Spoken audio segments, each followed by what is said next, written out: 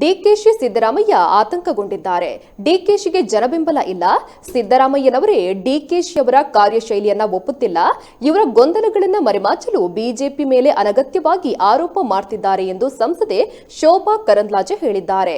ಮಂಗಳೂರಿನಲ್ಲಿ ಸುದ್ದಿಗಾರರೊಂದಿಗೆ ಮಾತನಾಡಿದ ಇವರು, ಡಿಕೆಶಿ ನೇತೃತ್ವದಲ್ಲಿ ಕಾಂಗ್ರೆಸ್ ಸೋತಿದೆ.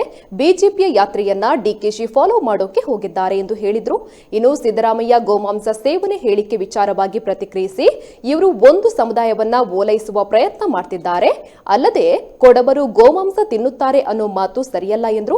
ಇನ್ನು ಉಜಿರಿಯಲ್ಲಿ ಹಿಂದೂಗಳು ಪಾಕ್ ಪರ ಘೋಷಣೆ ಕೂಗಿದ್ದಾರೆ ಅನ್ನೋ ಆರೋಪಕ್ಕೆ ಪ್ರತಿಕ್ರಿಯಿಸಿ, ಹಿಂದೂ ಕಾರ್ಯಕರ್ತರ ಬಾಯಲ್ಲಿ ಈ ಮಾತು ಎಂದಿಗೂ ಬರುವುದಿಲ್ಲ, ಇದು ಮೋಸದ ಆಟ ಎಂದಿದ್ದಾರೆ. ಧಕ್ಕೆ ಮಾಡ್ತಾ ಇದ್ದಾರೆ.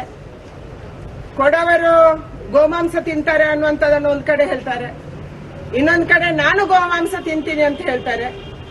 ಅದಕ್ಕಾಗಿ ಅವರ ಸಮಾಜ ಹೇಳಬೇಕು, ಇವತ್ತು ಆ ಜನಾಂಗದವರು ಗೋಮಾಂಸ ತಿಂತಾರ ಅಥವಾ ಸಿದ್ದರಾಮಯ್ಯನವರು ಆ ಜನಾಂಗಕ್ಕೆ ಅವಮಾನ ಮಾಡ್ತಿದ್ದಾರೆ ಅನ್ನುವಂಥದ್ದನ್ನ ಸಿದ್ದರಾಮಯ್ಯನವರು ಹೇಳಬೇಕು. ಸ್ವತಃ ಅವರೇ ಗೊಂದಲದಲ್ಲಿದ್ದಾರೆ. ಒಂದು ಜನಾಂಗವನ್ನ, ಒಂದು ಸಮುದಾಯವನ್ನ ಓಲೈಕೆ ಮಾಡೋದಕ್ಕಾಗಿ, ವೋಟ್ ಬ್ಯಾಂಕ್ ರಾಜಕಾರಣಕ್ಕಾಗಿ ಈ ಎಲ್ಲ ನಾಟಕವನ್ನು ಕೂಡ ಸಿದ್ದರಾಮಯ್ಯನವರು ಆಡ್ತಾ ಇದ್ದಾರೆ. ಆದ್ರೆ ನಿಮ್ಗೆ ಹಿಂದೂಗಳ ಭಾವನೆಗೆ, ಕೊಡವರ ಭಾವನೆಗೆ ಧಕ್ಕೆ ತರುವಂತ ಯಾವುದೇ ಅಧಿಕಾರ ಮತ್ತು ಹಕ್ಕಿಲ್ಲ ಅನ್ನುವಂಥದ್ದನ್ನು ನಾನು ಸ್ಪಷ್ಟವಾಗಿ ಹೇಳ್ತೀನಿ. ಆದ್ರೆ ಡಿಕೆ ಶಿವಕುಮಾರ್ ಅವರಿಗೆ ಜನ ಬೆಂಬಲ ಇಲ್ಲ, ಅವರದೇ ಕಾರ್ಯಕರ್ತರ ಬೆಂಬಲ ಇಲ್ಲ. ಕಾಂಗ್ರೆಸ್ ಅಲ್ಲಿ ಗೊಂದಲ ಇದೆ. ಸಿದ್ದರಾಮಯ್ಯನವರೇ ಅವರ ಕಾರ್ಯಶೈಲಿಯನ್ನು ಒಪ್ತಾ ಇಲ್ಲ. ಅವರ ಗೊಂದಲವನ್ನ ಮುಚ್ಚಿಟ್ಟುಕೊಳ್ಳೋದಕ್ಕೆ ಭಾರತೀಯ ಜನತಾ ಪಾರ್ಟಿಯ ಮೇಲೆ ಅಥವಾ ಸರ್ಕಾರದ ಮೇಲೆ, ಯಡಿಯೂರಪ್ಪನವರ ಮೇಲೆ, ನರೇಂದ್ರ ಮೋದಿಯ ಮೇಲೆ ಆರೋಪವನ್ನು ಮಾಡ್ತಿದ್ದಾರೆ.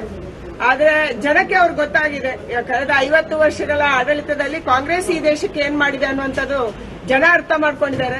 ಹಿಂದೆ ಜನರನ್ನ ಮರಳು ಮಾಡಬಹುದಾಗಿತ್ತು ಅಥವಾ ಮೂರ್ಖರನ್ನಾಗಿ ಮಾಡಬಹುದಿತ್ತು. ಇವತ್ತು ಸೋಷಿಯಲ್ ಮೀಡಿಯಾ ಇದೆ, ಇಷ್ಟೊಂದು ಸ್ಟ್ರಾಂಗ್ ಆಗಿರುವಂತ ಮಾಧ್ಯಮ ಇದೆ. ಜನ ಬುದ್ಧಿವಂತರಾಗಿದ್ದಾರೆ, ಯುವಕರು ಬುದ್ಧಿವಂತರಾಗಿದ್ದಾರೆ. ಇವತ್ತು ಯಾರನ್ನು ಮೂರ್ಖರನ್ನಾಗಿ ಮಾಡೋದಕ್ಕೆ ಆಗೋದಿಲ್ಲ ಸಿದ್ದರಾಮಯ್ಯನವರೇ ಮತ್ತು ಡಿ ಕೆ ಶಿವಕುಮಾರ್ ಅವರೇ ಅನ್ನುವಂಥದ್ದನ್ನು ಮಾತ್ರ ನಾನು ಹೇಳಬಲ್ಲೆ. ಇವತ್ತು ಸಮಾಜ ಎಚ್ಚೆತ್ತುಕೊಳ್ಬೇಕಾಗಿದೆ. ಯಾವ ಎಸ್ಡಿಪಿಐ ನಮ್ಮ ಹಲವಾರು ಕಾರ್ಯಕರ್ತರ ಹತ್ಯೆಗೆ ಕಾರಣೀಕರ್ತರಾದ್ರು, ಅವರು ಚುನಾವಣೆಗೆ ಸ್ಪರ್ಧೆ ಮಾಡಿದಾಗ ಒಂದೆರಡು ಸೀಟ್ ಗೆದ್ದಾಗ ಪಾಕಪರ ಘೋಷಣೆ ಕೂಗುವಂತದ್ದು ಅವರ ನಿಲುವನ್ನು ತೋರಿಸುತ್ತೆ. ಅವರು ಯಾರ ಪರ ಇದ್ದಾರೆ ಅನ್ನುವಂಥದ್ದು ತೋರಿಸುತ್ತೆ.